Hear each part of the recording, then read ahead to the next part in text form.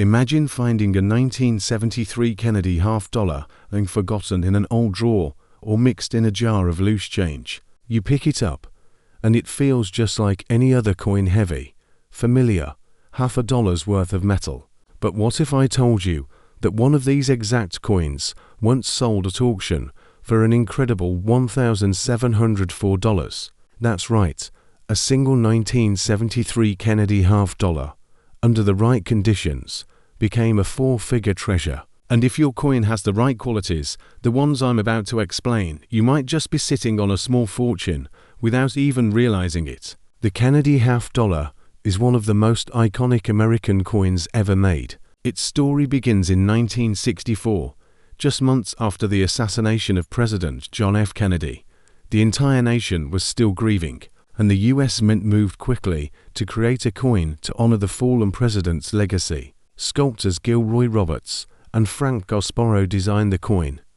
Roberts created the obverse featuring Kennedy's left-facing profile, and Gasparro designed the reverse with the presidential seal, an eagle clutching arrows, and an olive branch. This design wasn't just a tribute, it was a symbol of strength, hope, and unity during one of America's darkest moments. The first Kennedy half-dollars, struck in 1964, were made of 90% silver, but rising metal prices forced the mint to reduce silver content to 40% in 1965.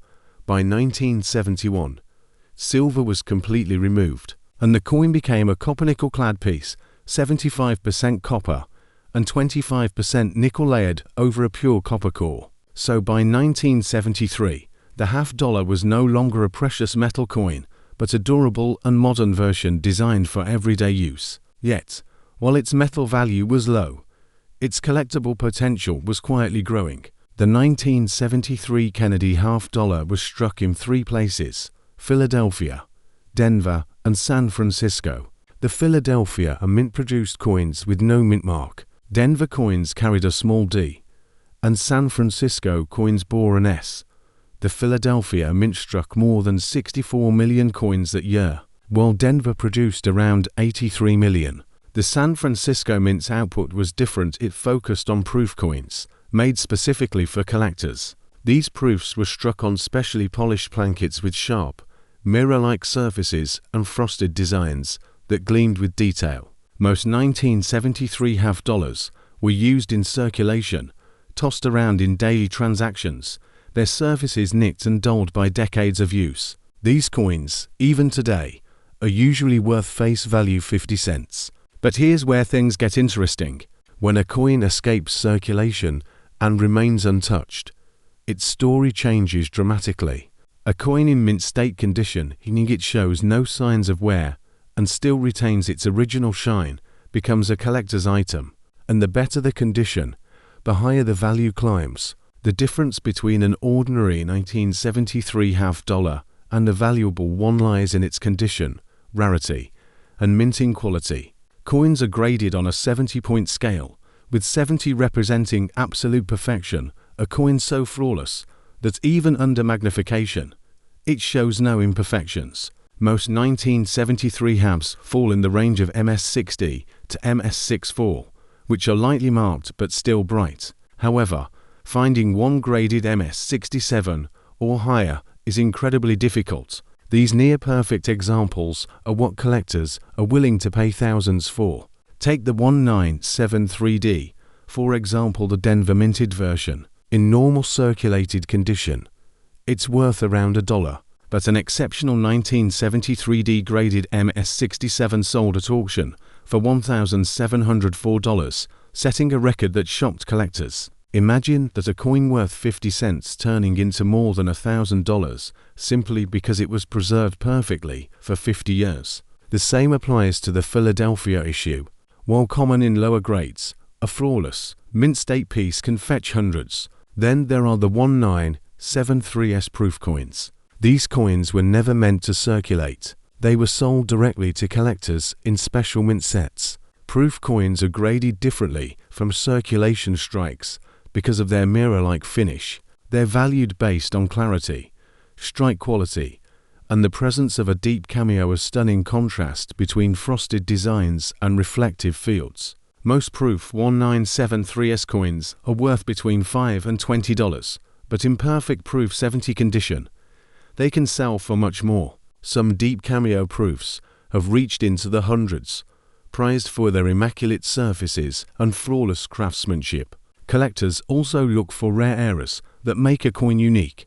While major errors on 1973 half dollars are relatively rare, they do exist. Coins struck off center, double struck, or missing their outer nickel layer are examples. These minting mistakes turn ordinary coins into one-of-a-kind collectibles. Depending on the type and visibility of the era, such pieces can range in value from a few hundred to several $1,000s.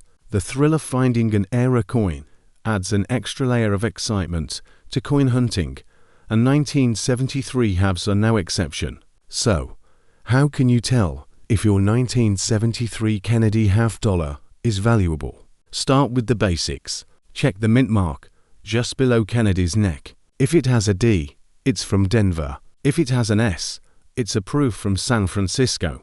And if there's no mint mark, it's from Philadelphia. Next, inspect the condition carefully. If it looks shiny, crisp, and free from scratches or dull wear, you might have an uncirculated example. A coin with deep, clean luster and minimal blemishes could be worth far more than you think. Collectors prize coins that show a sharp strike, meaning all of Kennedy's hair details are visible, his cheek and jaw smooth and full, and the eagle on the reverse shows every feather. Even the smallest imperfections, contact marks, dull spots, or hazy areas can lower the grade and reduce the coin's value. That's why only a handful of 1973 half dollars have ever reached grades like MS-67 or MS-68, and why those examples command such high prices. The story of the 1973 half dollar is also a reflection of America's changing relationship with its coinage. In the early 1970s, half dollars had largely disappeared from everyday use. People preferred quarters and dollar bills, and many half dollars ended up sitting in bank vaults or collector albums. As a result,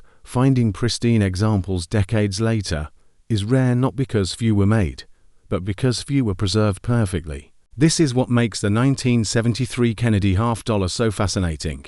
It's not a rare coin by mintage, but it's a rare coin by survival. Out of tens of millions produced, only a tiny fraction remain untouched, unblemished, and nearly perfect. Those are the coins that cross the auction block for hundreds or even thousands of dollars.